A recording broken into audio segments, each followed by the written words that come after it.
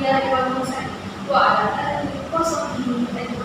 Perkenalkan, saya Nanda Astrianti dengan tim 240101018. Di sini saya sebagai presenter yang akan membahas tentang strategi pembelajaran game turnamen. Mungkin dari sini kalian belum tahu apa sih itu strategi pembelajaran game turnamen. Oleh karena itu saya akan menjelaskannya.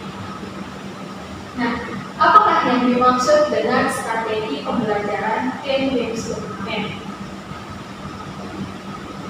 Strategi pembelajaran game turnamen merupakan suatu model strategi pembelajaran proyek yang dilakukan secara berkelompok, di mana nanti seorang guru akan memecah siswanya menjadi beberapa tim, dan setiap tim tersebut tentunya akan bermain yang namanya turnamen akademik untuk memperoleh poin, dan tim yang mendapatkan poin terbanyak itulah yang menjadi pemenangnya.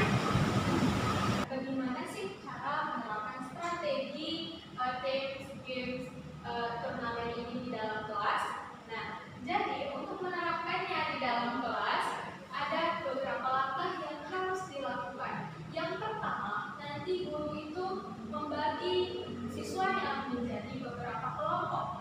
Yang kedua, guru menjelaskan materi pelajaran. Yang ketiga, setiap tim itu diberikan waktu selama 5 menit untuk mengulang kembali atau mengingat kembali serta memahami kembali apa yang telah disampaikan oleh gurunya tadi.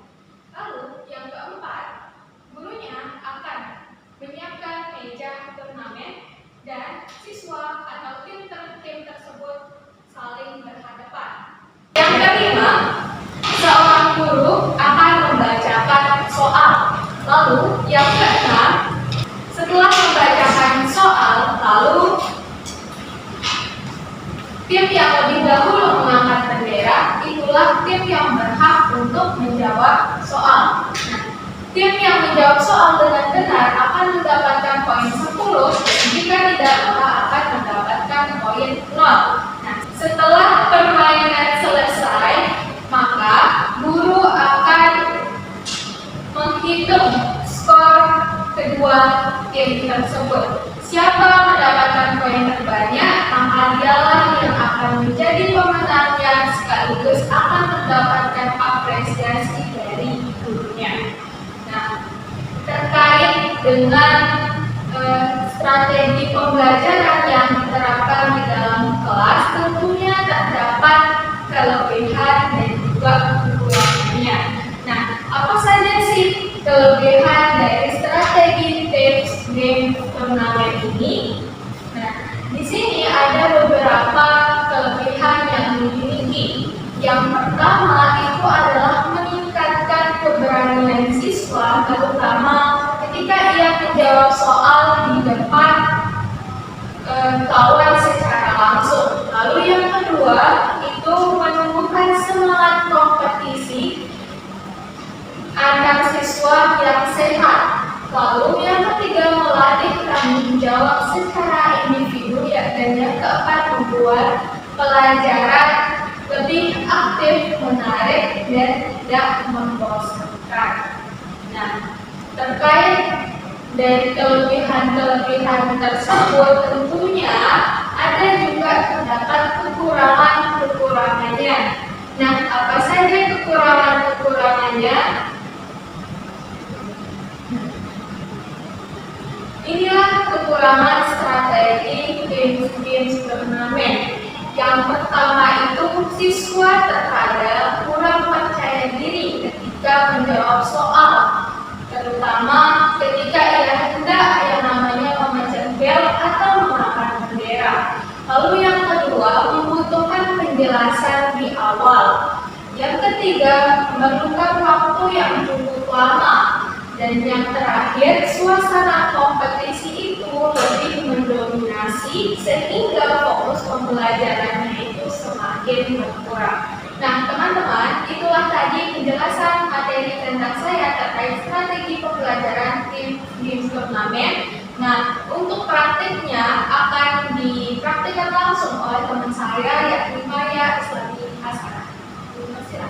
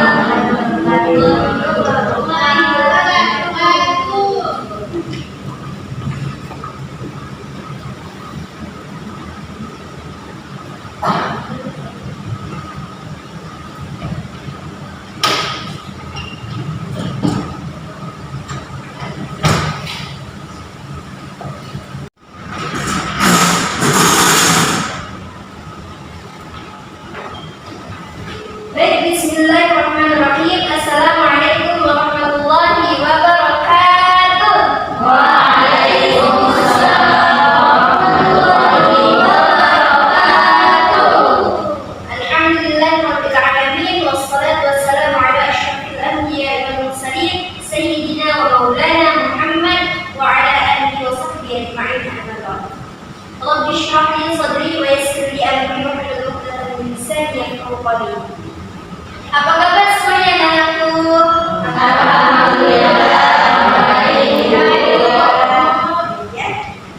Nah, sebelum kita mulai belajar pada hari ini, seperti biasa kita berdoa dulu supaya kita mendapatkan ilmu yang bermanfaat, yang barokah ya.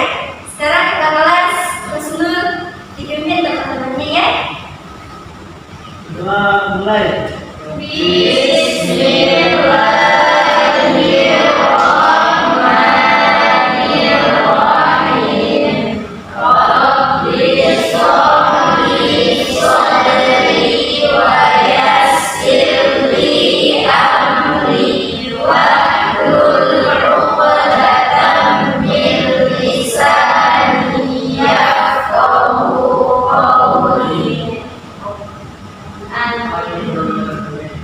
Selanjutnya ibu akan mengabsen dulu ya. Nah, di sini siapa yang teman-temannya nggak masuk? Siapa? Ria. Kenapa dia? Tidak tahu ibu. Ada yang sakit. Ada yang sakit. Siapa yang sakit? Edi. Ada yang mulai sakit ibu. Ya kita doakan ya untuk teman-temannya yang sedang sakit, semoga Allah mengangkat penyakitnya dan segera memberikan kesembuhan supaya bisa mengikuti pembelajaran bersama kita ya. Baik.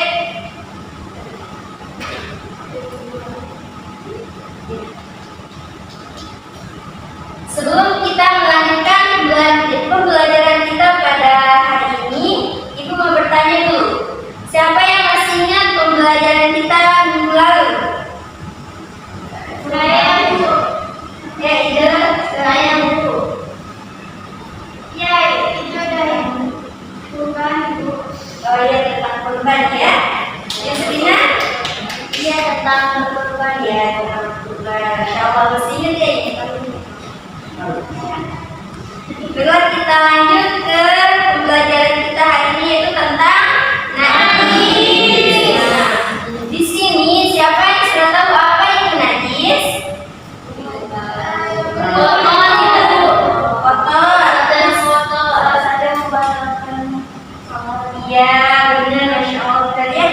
Nah, jadi pengertian dari najis itu secara bahasa adalah sesuatu yang kotor, benar kata teman-teman yang tadi. Nah, di dalam istilah fikih Islam bahwa najis ialah segala sesuatu yang telah dianggap kotor menurut syariat dan dapat menghalangi sahnya ibadah, terutama ketika kita sedang sholat, jika kita tidak membersihkan najis tersebut. Sebagaimana di dalam Quran surah Al-Baqarah ayat 222 yang berbunyi A'udzu billahi minasyaitonir rajim.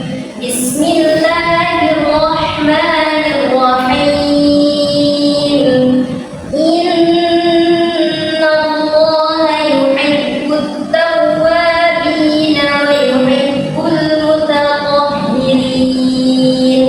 Yang artinya sesungguhnya Allah menyukai orang yang taubat dan menyukai orang-orang yang menyucikan diri. Maka dari itu dan aku, kita harus selalu untuk terhindar dari segala sesuatu yang kotor, najis. Nah, apa saja? Yaitu ada macam-macam najis. Di sini apakah ada yang sudah tahu macam-macam najis itu ada berapa? Ada. Siapa yang bisa sebutkan? Saya. Yang pertama apa namanya najis?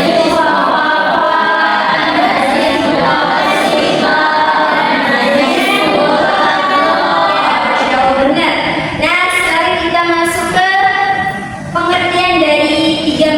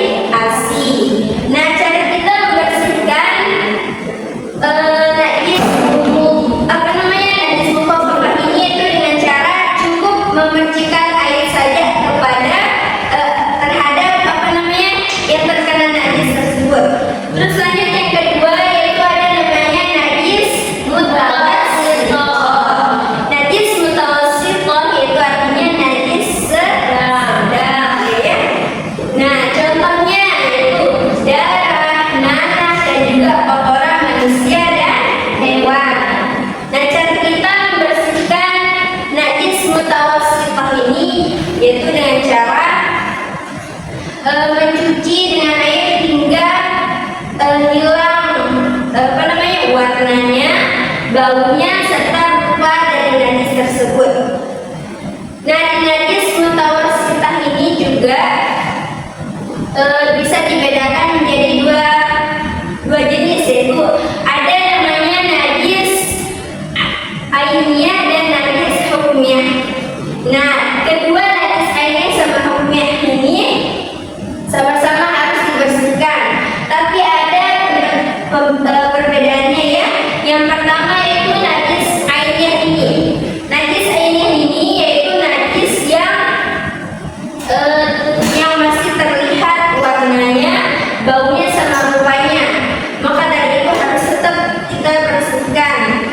Terus yang najis hukmiyah ini yang tidak ada wujudnya ya, tidak terlihat warnanya, baunya sama rupanya, akan tetapi kita mengetahui di situ tempat najis tersebut, misalkan air kencingnya kucing, kita tahu dia kencing di emper rumah kita, terus kita lupa membersihkannya, ternyata udah kering, udah enggak terlihat, maka dari itu kita harus membersihkannya dengan air karena kita sudah mengetahuinya.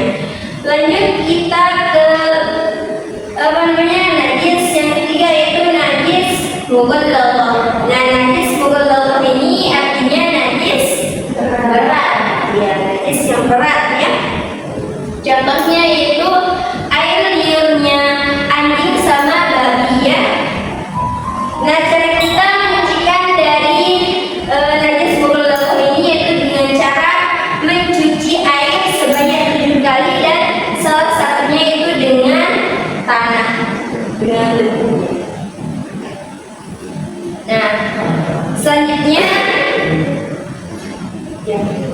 selain itu, setelah ibu menjelaskan materi yang tadi, coba bisa sebutkan ada berapa macam-macam najis.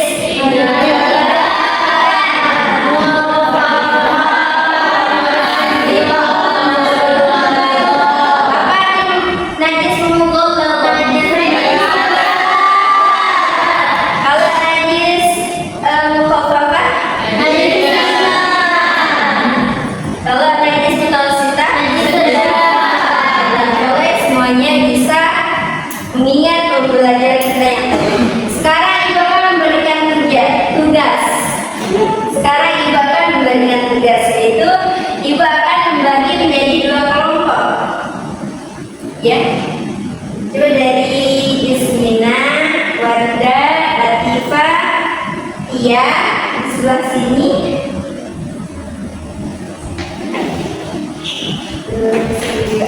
Coba 1, Husnul sini sama Hilda dan orang-orang ya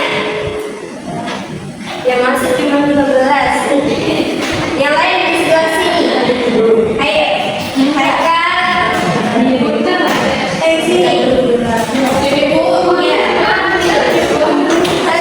Di sini kan ibu sudah membagi kalian menjadi 2 kelompok. Sekarang ibu akan memberikan waktu 5 menit untuk mengingat kembali materi yang tadi ibu jelaskan ya. Ibu kasih 5 menit waktunya. Belum ibu sama teman kelompoknya. Di nomor 1 mengingat kalian. Jadi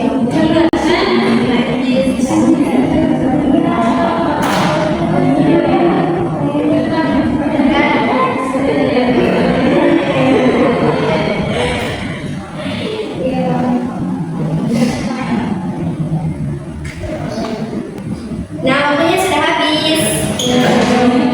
Tolong diperhatikan ya, ibu akan memberikan arahan, yaitu kita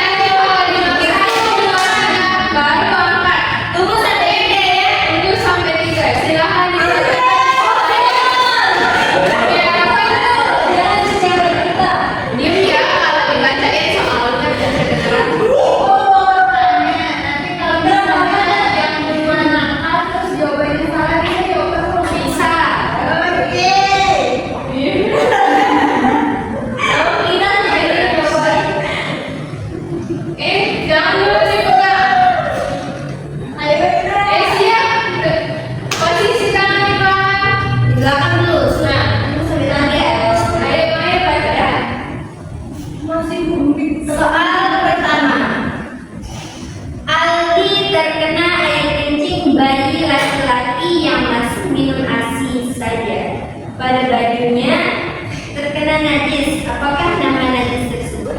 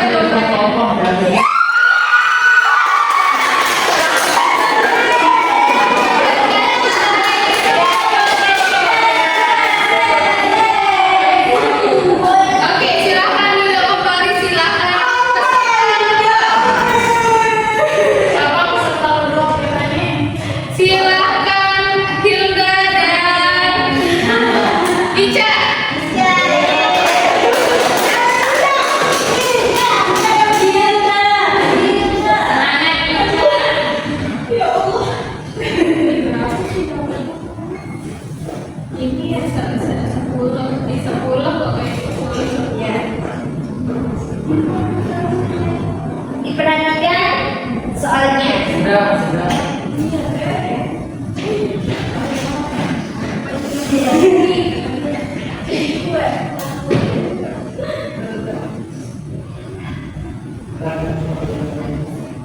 Soalnya najis mutawasitah itu dibagi menjadi berapa jenis? Sebutkan. Dibagi menjadi dua, yaitu najis airnya dan najis kulitnya. Iya, Masya Allah. Oke, saat ini skornya sama 10-10. Selanjutnya Dini dan Latifah.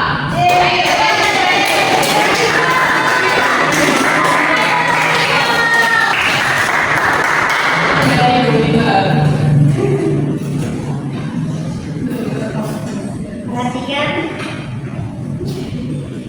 Lina melihat lantai rumah terkena mataharinya. Apa yang harus dilakukan agar lantai kembali suci?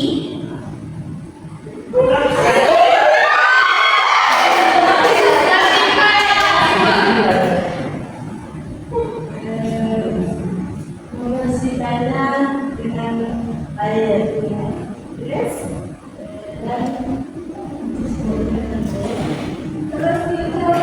gerakannya lagi. Tinggal sedikit.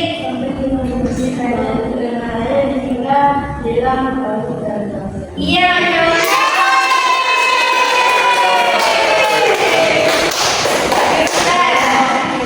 Oke, selanjutnya Hidayah dan Tia.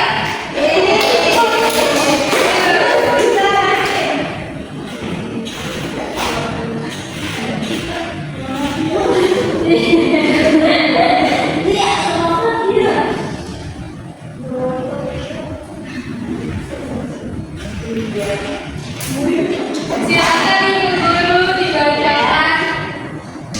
Baju Hasan terkena darah saat membantu temannya yang terluka. Najis apakah?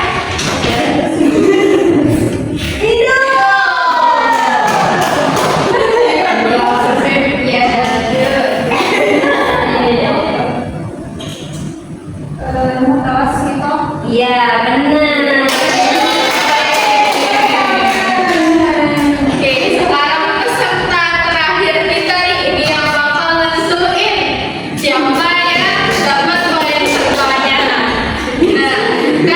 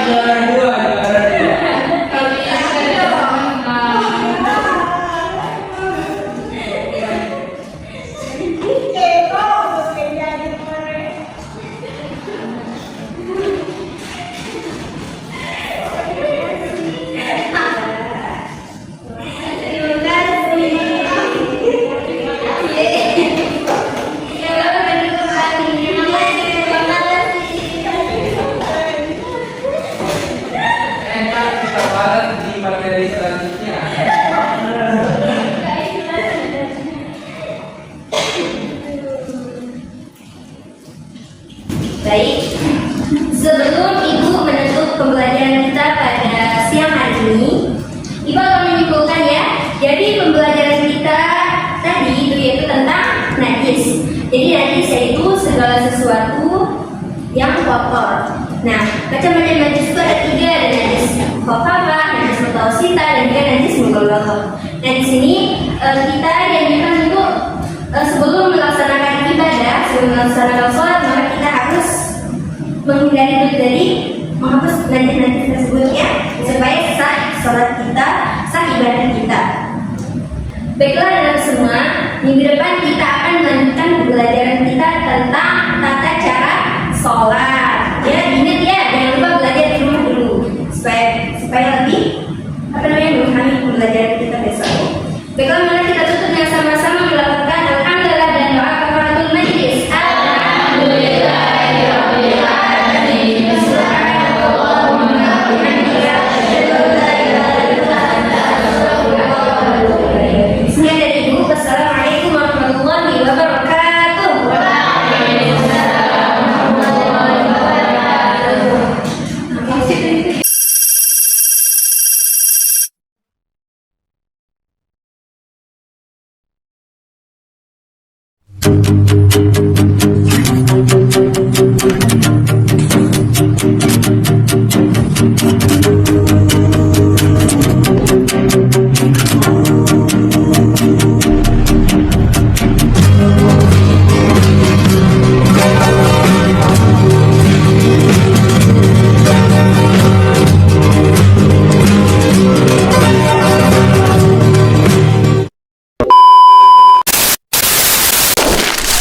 Salatnya sudah asar tadi.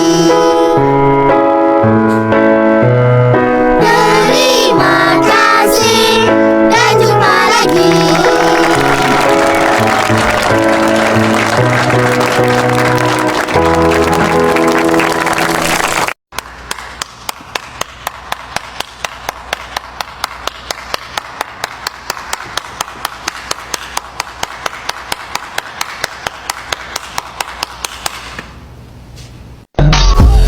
I just had to let you know you're